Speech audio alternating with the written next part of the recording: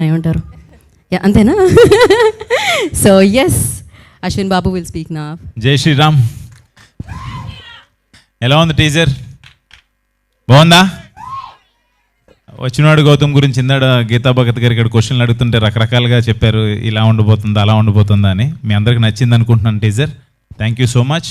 And ముందుగా media మిత్రులకి అందరికీ ఇక్కడికి వచ్చి మా టీజర్ లాంచ్కి వచ్చి మా ఈవెంట్ని ఇంత సక్సెస్ చేయడానికి కారణమైన ముందు మీ అందరికీ పెద్ద థ్యాంక్స్.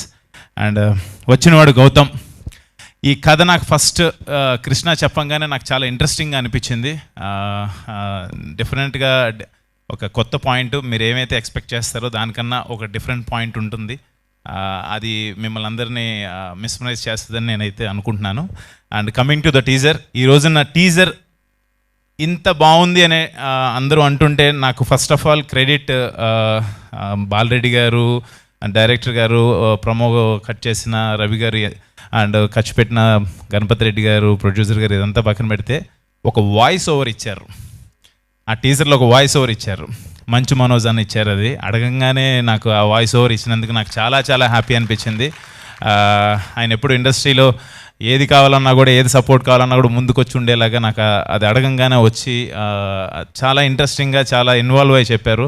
నిజంగా టీజర్కి ఒక లెవెల్, ఒక ప్రాణం పోసి ఒక నెక్స్ట్ లెవెల్కి తీసుకెళ్ళారు మంచు మనోజ్ గారు. And thank you so much అన్న, వి లవ్ యూ.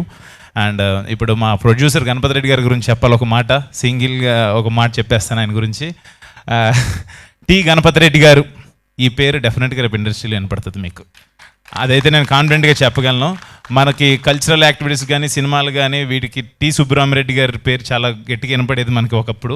నెక్స్ట్ జనరేషన్కి 100% టి గణపతి రెడ్డి గారి పేరు వినపడుతుంది.